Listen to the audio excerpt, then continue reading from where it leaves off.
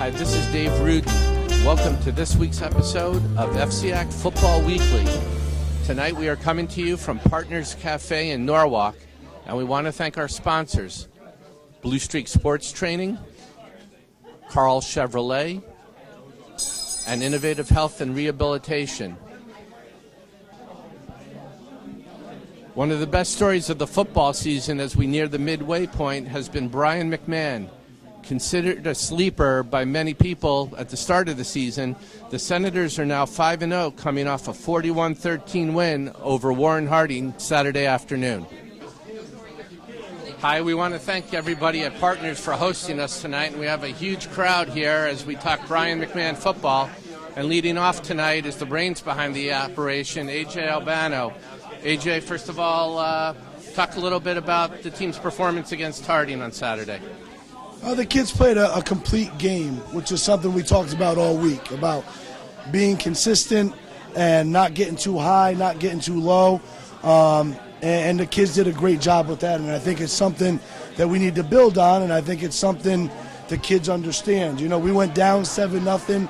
We gave up a big play to number 3. He was an outstanding receiver. We knew he was talented. We talked about him all week, and you know, the kids expected to play 48 minutes, and I think that we didn't panic, we didn't get too low, we didn't get on each other, we just kind of stayed even, got the ball, we scored, and we kind of took off from there. So I was proud about that. I know you're all about the running game. So far through 5 games, you're averaging 243 yards on the ground. Yeah. You got to be happy with that. That's winning football.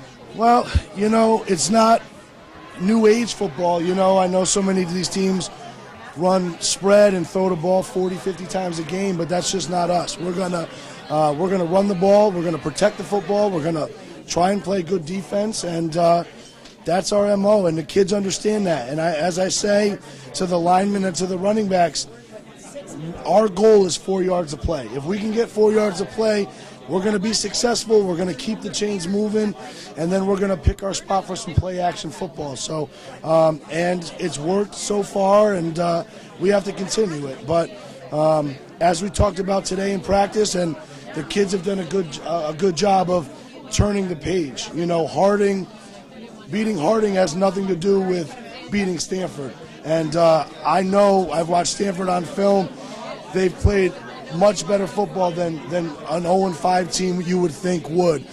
They played Staples and Richfield and Trumbull and Fairfield Prep, all 4-1 football teams. So, you know, they've run into some real good football teams, and we know that they're going to come in hungry trying to win a football game. You're too young to be a dinosaur. How come you've never gone to the spread? Well, we'll spread it out. You know, we get in the shotgun and we run some pistol, and you know, we'll run a few no tight end sets. You know, and believe me, you know, over at Darien, we played New Canaan every year. So it's not that I'm not familiar with it. I know about it, but just what is best for us to be successful is to run the football and establish the run. Try and play good defense, which the kids have done a decent job of so far. It's in our playbook. You know, we can run the spread, but that doesn't necessarily mean that we're not going to run the ball. And that's what we do. We have a lot of team speed, and we're going to utilize that. And that's what we feel is one of our best weapons. So, you talked about your defense. You're only allowing 12 points a game. What's been the secret to success? You know, if you're going to play good defense, everyone has to do their job. And just because Kenny Keene or Timmy Hinton or Matt Hargrove or Brian Gale, and I'm missing a couple other people, Alan Leonard, just because they get a tackle doesn't mean that they're doing it by themselves. It means that the other 10 people on the field are doing their job, and it's just allowing that one individual to be successful. So we need to play unselfish football. We need to play team football, and if Kenny Keene's getting a tackle, it's because Matt Hargrove and Mike Botex are eating up double teams, and they understand that if we put one person out there by themselves, we would lose every single game. So we need to play 11-person defense.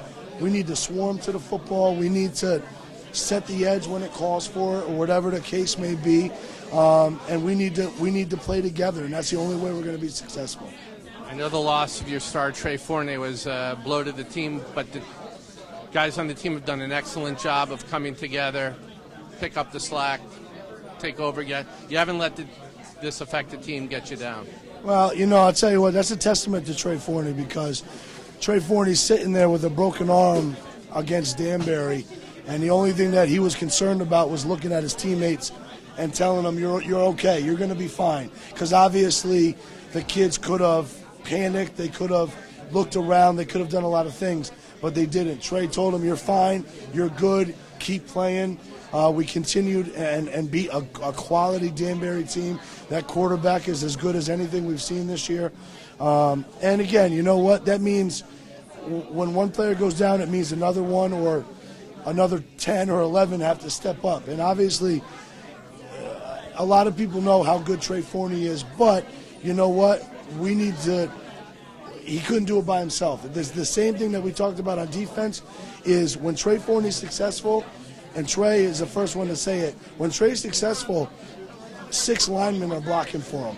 3 running backs are blocking for him. A quarterback is faking to make sure that he holds 1 or 2 people, holds somebody on that side of the field. So, again, football is the ultimate team sport, and as much as we miss Trey, it means another person's got to step up, and maybe it's going to make us a little bit stronger of a team.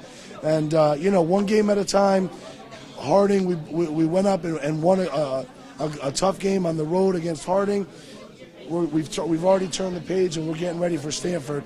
And I know Jamar played at Stanford. I know he's preaching Stanford pride, and I know that they're going to come in trying to win a football game. So we got to work this week, and we got to be ready. I know the one thing you're hearing over and over again. I mean, you're 5-0. You've played one team with a winning record so far. On the one hand, you can only play who's on the other side of the field at the time. On the other hand, your schedule is going to get a lot tougher coming forward. You're going to get a chance to prove just how good this team is. Well, you know what? We're getting ready for Stanford. I don't know who we play after, and neither do the kids, because if we start looking ahead, Stanford's going to come on and beat us, and then those games maybe don't mean as much. So this is FCIAC football. It's the premier league in the state, and any team can beat anyone any given week. So as a coaching staff, we need to prepare for Stanford, and as a football team, we need to prepare for Stanford, and we'll worry about who we play after that. Well, AJ, you guys are off to a great start. I know you're one of the most well-liked coaches in the league, and I'm sure everybody who doesn't have to face you is happy about your success and continued success the rest of the way. Well, we appreciate it, and you're doing a great job, and hopefully we'll talk later on in the season. I hope so. Thanks. I want to thank our sponsors, Blue Streak Sports Training, Carl Chevrolet, and Innovative Health and Rehabilitation. We're back with 2 of the leaders of the Senators. Both play running back and linebacker. We have Timmy Hinton and Kenny Keene. I like these T-shirts, guys. Where do you get these Rudin Report Team of the Week shirts? They're pretty nice.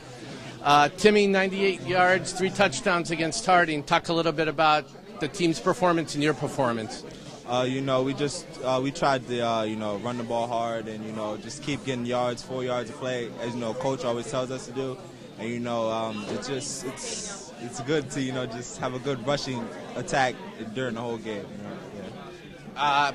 You guys are sort of a running back by committee, and you guys are all getting a little bit more action now that Trey's out.